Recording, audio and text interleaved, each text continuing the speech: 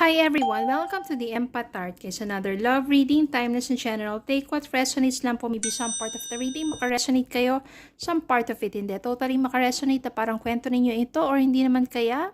Dahil iba't ibang mga energies, iba't ibang mga love connections. Pero sa ngayon, ano ba yung current thoughts and feelings sa'yo ng person mo? Yung mga bagay na gusto niyan sabihin sa'yo if may pagkakataon na magkausap or magkita kayo. Or yung mga nasa isip niya, diba, na parang gusto niyang masabi sa'yo. Thoughts and feelings ng kanilang mga person sa ngayon. Spirit, guys, send me messages. Ano bang thoughts and feelings ng kanilang person sa mga panahon na to? Mga nais sabihin sa kanila. Another messages, spirit guide. Thoughts and feelings ng person nila towards them. Two more. And pa kaya?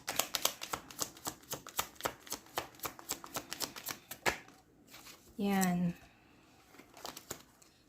You were the best thing in my life. Ikaw naman pala ang pinakamagandang bagay na nangyari sa buhay niya. I regret lying to you. Ayan, pinagsisihan ng kanyang hinawang pagsisinungaling. I want to feel that way again. Gusto niya maramdaman muli yung siguro mga magagandang mga feelings nang magkasama pa kayo, nang okay pa kayo, nang hindi pa siya nagsisinungaling sa'yo. Ano ba nangyari? Tignan po natin. Ano ba ang posibleng nangyari? At ano pa ang kanyang current energy sa ngayon? Ano ba mga possible na nangyari? At current energy niya sa ngayon ng person ninyo.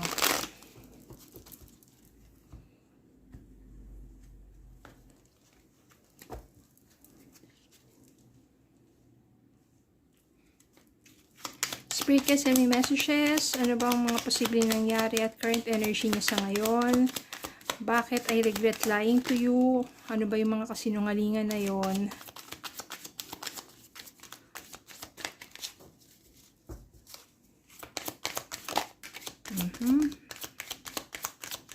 At ano pa yung current energy ng person nila?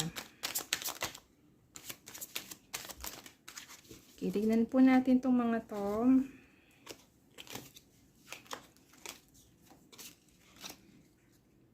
Four of Swords. Rest. Maaring ito yung current energy niya ngayon. Gusto na lang niya magpahinga, sobrang stress na siya. Maaring iniisip ka niya at ayaw na niya na masyado pang sabihin natin ng stress o depression, no?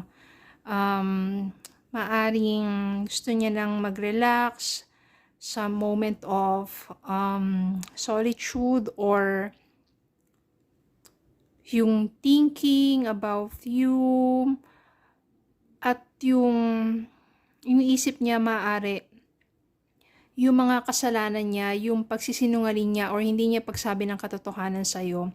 What if nagawa na niya before na parang umamin na sa'yo or sabihin nila sa'yo yung totoo, di ba? Pero ano ba talaga yung nangyari pa? Two of Pentacles. Siguro dati, nahihirapan siyang balansehin between your relationship and yung something na maaring importante rin na kailangan pagtuunan niya ng pansin, which is money involved. Siguro sa work. Sa work din to may kinalaman. No? Parang trying to balance yung kanyang resources at the same time sa relationship ninyo.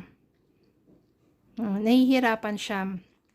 Maaring person mo, breadwinner siya, 'di ba? Tapos so paano 'yan? Yung parang obligation niya doon sa family niya, tapos yung relationship ninyo, kaya hindi niya kayang balansehin. Doon siya nahihirapan. Ito maaari, energy mo to, independent and wealthy, single ka ngayon. At the same time, maayos at maganda naman ang takbo ng iyong pamumuhay, 'di ba? Maayos ang iyong finances. Yan. Yung person mo dito yung death, ibig sabihin yan, hindi siya pumanaw ha. Ibig sabihin yan, may malaking pagbabago sa kanya. Siguro ngayon, mas matapang na siya na express yung kanyang thoughts and feelings. No, hindi katulad dati na parang marami siyang hindi masabi sa'yo, tinatago na lang niya, sinasarili na lang niya yung mga problema niya. Katulad nga nito, pwedeng sa money problems, pwedeng sa family, o yung mga bagay na gano'n. Kaya nahihirapan siya kasi hindi niya sinishare sa'yo yung mga nararanasan niya at paghihirap niya. Yung Ace of Wands dito, gusto niya ng panibagong chance between the two of you. Gusto niya ng panibagong simula, new beginnings. Tapos etong Nine of Wands dito, ibig sabihin, hanggang ngayon siguro meron pa rin siyang ongoing battle. May problema pa rin siyang kinakaharap na siguro ayaw niyang idamay ka na or ayaw na niya ipaalam sa'yo para hindi ka na rin madamay pa o mahirapan pa. Hindi mo na rin problemahin pa kung ano yung problema niya. Ayaw niya nga i-share sa'yo. Ito yung nakapanakit talaga.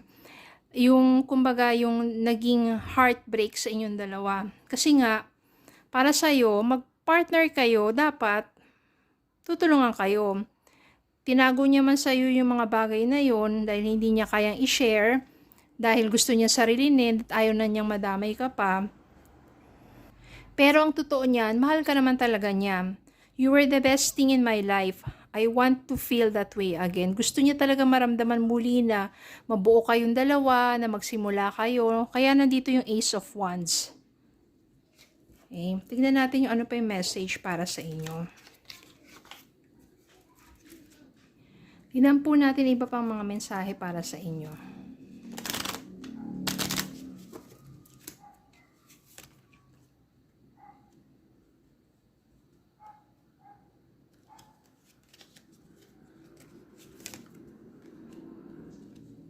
Leave your fears behind. They are stopping this relationship from blossoming. Ibig sabihin, maaaring marami kang takot kapag muli kayong nagtagpo o nagkausap. Kasi, di ba, parang, what if gano'n na naman siya, hindi siya nagbago, masasaktan ka lang. What if hindi enough yung love ninyo? Kung ganyan naman, hindi ka naman niya kayang mag-share sa'yo ng problems, na parang ayaw naman niya na tulungan mo siya, di ba? Yun yung maaring mga fears mo. Parang hindi naman kayo mag-work out talaga, ganun. Yung fears naman niya is, mapapatawad mo pa siya? What if nagkita kayo, nagkausap kayo, i-reject mo pa siya muli, hindi mo pa siya pagbibigyan ng panibagong pagkakataon? Yung mga ganong bagay. So, pareho kayong may mga fears. Well, ito talaga yung makakapag-stop ng relationship ninyo or yung inyong reconnection. Kapag marami kayong mga fears. Pero ang pinakamaganda dyan, kapag may pagkakataon kayo na magkausap muli or magkita at magkausap, be open to each and every one. Na parang kung ano yung thoughts and feelings niyo sa isa't isa, labas nyo. Sabihin niyo na, kaya ko lang nagawa to, kasi ganyan, ganito. Tapos maging open din yung isa for forgiveness, for understanding and support. Diba? Parang sabihin mo rin sa kanya na parang nasasaktan ka kasi gusto mong tumulong, bakit hinahayaan na, diba? Parang sarili ninyo, nasasaktan ka rin naman. So maging open lang kayo sa inyong pag-uusap at yun ang mag-lead sa inyo sa outpouring love and new beginnings.